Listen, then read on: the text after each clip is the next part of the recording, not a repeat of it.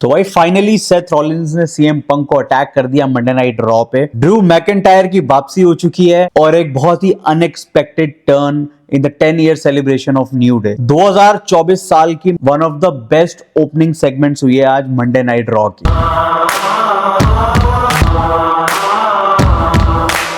तो स्वागत है आप सबका रेसलिंग डोज के एक नए एपिसोड में। इससे पहले कि हम अपनी पहली स्टोरी पे चले, यार आप लोगों से पहली रिक्वेस्ट कर रहा हूं कि वीडियो को लाइक कर दो, चैनल को कर दो सब्सक्राइब। तो चलते हैं अपनी पहली स्टोरी की तरफ। CM Punk Monday night raw को किक ऑफ करते हैं और वो इस बारे में डिस्कस करते हैं कि now that war games match वो जीत चुके हैं along with the OG blood line, what's next for CM Punk. CM Punk कहते हैं उनका रूट या तो रॉयल रंबल के थ्रू भी आ सकता है या फिर एलिमिनेशन चेंबर के थ्रू भी जा सकता है। तो वो ये सब चीजें वहां पे डिस्कस कर रहे होते हैं। उसी टाइम सेथ रॉलिंस का म्यूजिक हिट होता है और वो इंटरप्ट करते हैं सीएम पंक को।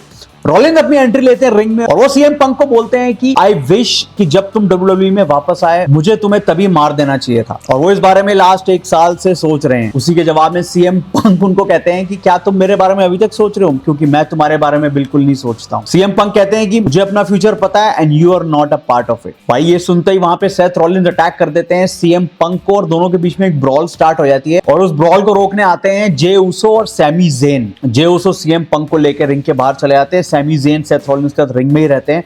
उसी टाइम सेथ रॉलिंस का पारा बहुत ज्यादा चढ़ जाता है और वो टॉन्ट करने लग जाते हैं जे उसो और सैमी ज़ेन को कि तुम लोगों ने रोमन रेंस की हेल्प करी है, तुम लोगों को शर्म आनी चाहिए। ये सब सुनने के बाद सैमी ज़ेन ये बोलते हैं कि जिस मॉन्स्टर रोमन रेंस की तुम बात कर रहे हो उस मॉन्स्टर को क्रिएट तो तुमने ही किया था आज से 10 साल पहले चेयर शॉट मार के। ये जो पूरी सेगमेंट थी ओपनिंग की, भाई एक तो ये बहुत लंबी थी plus one of the best segments कहूंगा मंडे नाइट रॉ की 2024 में। भाई बहुत ही बढ़िया एकदम तरीके से इन लोगों ने इसको प्लान किया हुआ था। और उसी time main event match set हो जाता है, Sami Zayn versus Seth Rollins 1-on-1। Solid segment थी भाई to kick off Monday night Raw. तो moving on, back stage segment होती है जजमेंट डे की। एक टेंशन फील कर पा रहे थे हम लोग between Finn Balor and the rest of the Judgment Day members. Balor Liv Morgan को बोलते हैं कि अगर वो उनकी बात सुन लेती तो वॉर गेम्स मैच में हारती नहीं। वहीं बैलर सबको ये सजेशन भी देते हैं कि अब हम लोगों को एज अ ग्रुप वापस से काम करना है। इसके बाद हमने देखा Judgment Day versus Damage Control tag team match अपनी पेस पे बढ़िया चला और एंड में जजमेंट डे की जीत हुई इस मैच में। मैच के एंड में रिया रिप्ली की एंट्री होती है। आते ही सीधा लिव मॉर्गन और राकेल रॉड्रिगेज पे अटैक करती हैं और वो ब्रॉल रिंग के बाहर तक चले आती है और राकेल रॉड्रिगेज धक्का मारती है रिया रिप्ली को सीधा टेबल के ऊपर जो उनकी आई लगती है जाके। एक डिफरेंट एंडिंग थी इस सेगमेंट की। सिक्योरिटी आके उनको सेपरेट कर देती है बाद में। तो मूविंग ऑन यार, एक बैक स्टेज सेगमेंट में हमने देखा फिन बैलर गंथर से डिमांड करते हैं कि अब एक वर्ल्ड हैवीवेट चैंपियनशिप मैच उनका बनता है, बिकॉज लास्ट 2 बार से फिन बैलर की मदद से गंथर रिटेन कर रहे हैं। गंथर वहीं पे मना कर देते हैं, मैंने तुमसे तुम्हारी मदद कभी मांगी ही नहीं थी, और वो डॉम की तरफ देख के कहते हैं कि यू डिजर्व अ मैच। तो यार moving on, women's intercontinental championship tournament का भी आगाज हो चुका है आज और यहाँ पर हमने एक ट्रिपल थ्रेट मैच देखा बिटवीन शेना बेजलर, कटाना चैंस एंड डकोटा काय।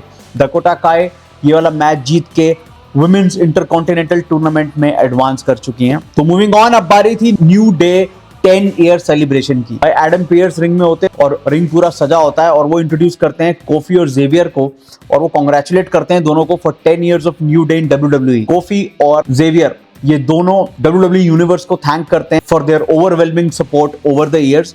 और इतनी देर में हम लोग देखते हैं वहां पे एंट्री होती है बिग ई की। बिग ई आते हैं रिंग में और बिग ई भी WWE यूनिवर्स को थैंक्स बोलते हैं फॉर देयर सपोर्ट। उसके बाद बिग ई एड्रेस करते हैं जो टेंशन चल रही है between Xavier and Kofi since last few weeks, और वो कहते हैं कि उन्हें देख के बहुत बुरा लग रहा है और टिल द टाइम वो इन रिंग एक्शन के लिए क्लियर नहीं होते, he will be on Monday night Raw every week to be New Day's manager. इसको देख के कोफी किंगस्टन और जेवियर वुड्स दोनों को बहुत गुस्सा आ जाता है और वो बिगी को खरी खोटी सुनानी शुरू कर देते हैं वहां पे कि तुम हमें छोड़ के चले गए, तुम्हें कोई चिंता नहीं है इस ग्रुप की। वो दोनों मिल के हील टर्न कर देते हैं बिगी पे और बहुत ज्यादा बिगी की बेइज्जती करके वो उनको रिंग से बाहर निकाल देते हैं। तो भाई ये बहुत ही इमोशनल सेगमेंट थी बिकॉज ये 10 साल इन 3 बंदों ने एक टीम बना के WWE यूनिवर्स को दिए हैं। हम लोग सारे एक्सपेक्ट कर रहे थे कि कोफी या फिर जेवियर टर्न करेंगे एक दूसरे पे, लेकिन इन दोनों ने मिलकर बिगी पे टर्न कर दिया। जैसा कि मैंने आपको अपनी लास्ट वीडियो में बताया था कि triple H and the creative team 80% वो लोग कुछ हटके चीज करते हैं, पर ये चीज क्लियर एग्जांपल है उसका। एक बहुत ही इमोशनल सेगमेंट थी। सेगमेंट एंड होती है कोफी और जेवियर हाथ मिलाते हैं एक दूसरे से। It's now official that New Day heel group बन चुका है, स्पेसिफिकली कोफी और जेवियर दोनों। तो यार मूविंग ऑन, 1-on-1 मैच देखने को मिला world heavyweight champion Gunther versus Dominik Mysterio. और इस मैच के अंदर हमने देखा कि गंथर को इस मैच में जीत मिली, लेकिन एट द एंड बैलर की इंटरफेरेंस होती है और वो बहुत बुरे तरीके से अटैक करते हैं गंथर को। और WWE ने later in the evening announce कर दिया सैटरडे नाइट मेन इवेंट्स पे Gunther will defend his world heavyweight championship against Finn Balor in a 1-on-1 match. पूरी ब्रॉडकास्ट में आज डेमियन प्रीस्ट का कोई अता पता नहीं था। So what I am expecting और जो मेरी प्रेडिक्शन है कि सैटरडे नाइट मेन इवेंट में इन दोनों के मैच में अब प्रीस्ट इंटरफेयर करेंगे और वो कॉस्ट करेंगे फिन बैलर को ये वाला world heavyweight championship match.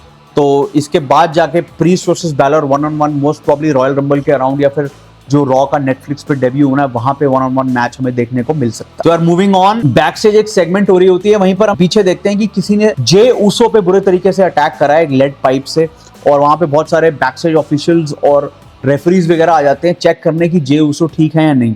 Jey Uso वही बोलते हैं कि किसी ने उन्हें अटैक करा लेकिन किसने किया ये नहीं पता। इसी के बाद मेन इवेंट स्टार्ट हो जाता है, Sami Zayn versus Seth Rollins in a 1-on-1 match. दोनों अमेजिंग इन रिंग वर्कर्स हैं, मैच तो एकदम बढ़िया क्वालिटी का इन्होंने दिया ये मेन इवेंट पे। प्लस साथ में इसमें हमने देखा कि सेथ रॉलिन्स की जीत होती है इस मैच के एंड में और सेथ रॉलिन्स से सैमी ज़ेन पूछते भी हैं कि क्या तुमने अटैक करा है जे को, वही वो मना कर देते हैं कि मैंने नहीं करा। ये वाला मैच जीत के बैक स्टेज जाते हैं। उसी टाइम हमने देखा एक बंदा हुडी पहन के आता है और सीधा क्लेमोर डिलीवर करता है सैमी ज़ेन को in the middle of the ring और वो बंदा निकलता है ड्रू मैकिंटायर। तो भाई मैकिंटायर की रिटर्न हो चुकी है WWE में, बहुत ही बढ़िया लगा मैकिंटायर को देख के इतने दिनों के बाद और आई एम एक्सपेक्टिंग कि वो एक बढ़िया राइवलरी उनकी स्टार्ट हो गई है यहाँ पे with Sami Zayn. I think McIntyre ही होंगे जिन्होंने जे ऊसो को भी अटैक करा होगा, बिकॉज अगर मैं यहाँ पे एक लॉजिकल पॉइंट ऑफ व्यू आपको दूं तो रोमन रेंस इस पूरे फसाद की जड़ है।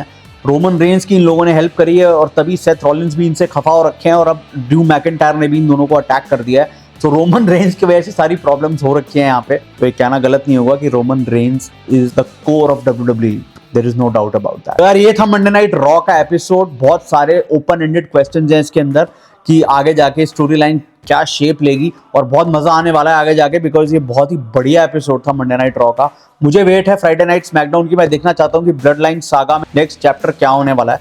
आप लोग भी कॉमेंट करके बताना कि मंडे नाइट रॉ आप लोगों को कैसी लगी और कौन सा फेवरेट मोमेंट था आपका मंडे नाइट रॉ में।